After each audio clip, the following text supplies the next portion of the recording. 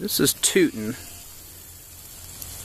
I put a trim on, barefoot trim on Tootin a few days ago. We've been battling. He's got very thin soles, very sore bottoms of his feet. He's semi-flat-footed, and he's got thin hoof walls. So our issue is, if we put shoes on him, he probably will end up tearing the shoe off and doing more damage to the hoof wall, but we have to do something for the bottom of his foot. So I chose today to use Equicast along with a Stewart clog, and that'll protect the bottom of his foot, and it'll stay on, and we'll see an after, how he moves after we're done. But as you can see, he's pretty tender on those front feet, possibly a little bit laminitic.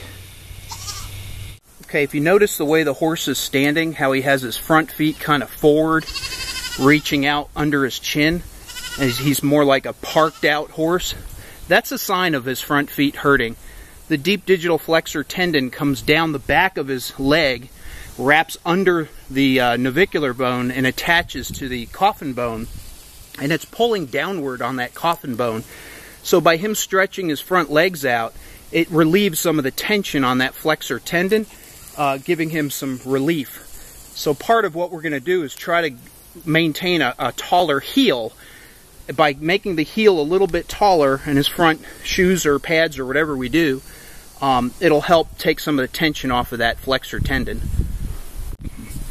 I don't know if the video shows this, but this foot is relatively flat. The heels are back where I want them to be. Breakover is a little bit more forward than I want it to be, but if you notice this section right here, instead of there being a good sole callus, is indented. And this is very soft. I don't know if you can see, as I push down, you can actually see that hoof sole giving. It's flexing inward, and you can tell the horse does not like that. He's uncomfortable with that. So we need to protect this. So we need to put something over the bottom of the foot to protect this sole. And that's our game plan today. Go. Alright. First thing I want to do is put Sugardine on the sole of the foot. Put a little bit in the commissure area, and a whole lot up front where that big hole is and where the foot's real tender through here. Sugardine is basically sugar and iodine mixed. And what it does, the iodine prevents any fungus, bacteria from growing underneath the pad. And the sugar draws the moisture out of the hoof and will make it very hard. And that's really our goal here, is for his sole to kind of thicken up some. So I use a little bit of what I call foot felt, just to set in there to hold that all together. Now I'm going to bring it forward and start putting my pad on.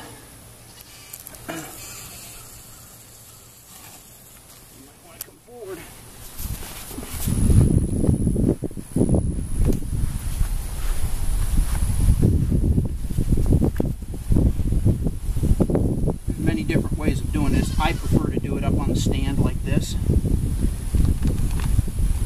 This is my casting material. It's just like if you broke your arm and you got a cast. It's what they would wrap your arm in.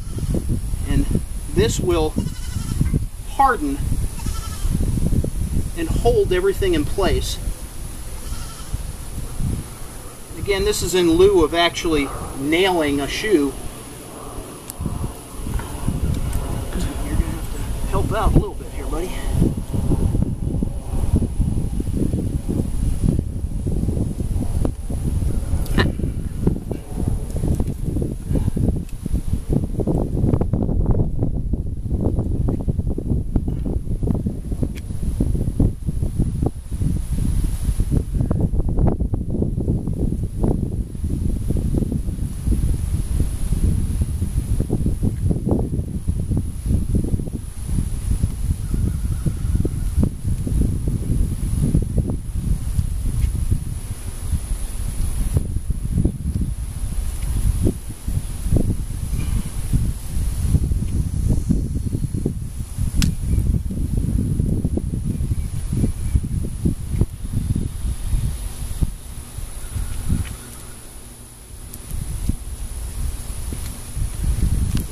to the end. Ah.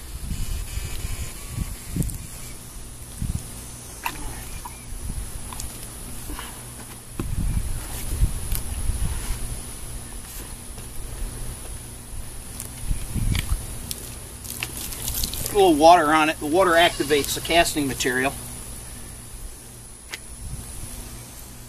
The humidity in the air, all of that just kind of gets it to do what it's supposed to do.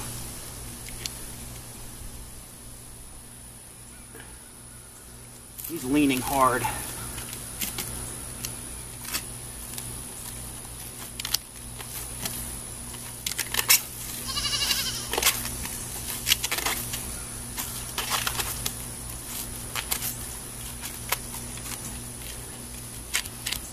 And that's just kind of to keep things from sticking to it, because in a minute I'll put his foot down, let him have it back. You can use your hand and kind of shape and sculpt and form all this.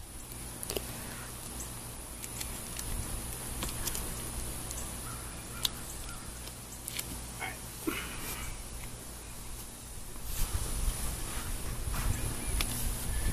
Now he'll bear more and more weight on that, and as he does, that foam pad will crush a little bit, form to whatever his needs are, and support the sole of his foot. If you notice, he was just licking and chewing. That means he approves. He's happy. We'll give that a minute and then we'll do the other side. Okay. This is what I'm actually putting on the bottom of his foot, and there's many ways of doing it. Some people do it with wood. Sometimes it's wood and a pad like this. But this is a very dense foam, and it's hard. I put this on the bottom of his foot, and after a day of him standing on it, his weight will crush it and form it and shape it to whatever his needs are. I mentioned earlier how he parks forward, taking tension off of his deep digital flexor tendon. What I expect to see with him after tomorrow when I look at these feet, the front of this will probably be crushed down where the back will still be up. It'll produce an angle like this, where his toes down and his heels up. That would take stress off of the deep digital flexor tendon. That's what's so nice about these pads, is they will form to what the horse really needs. Thank you. All right.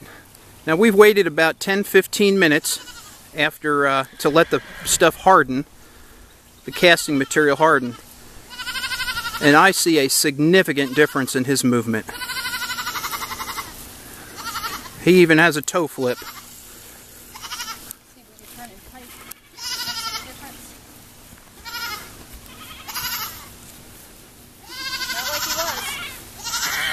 It's a huge difference.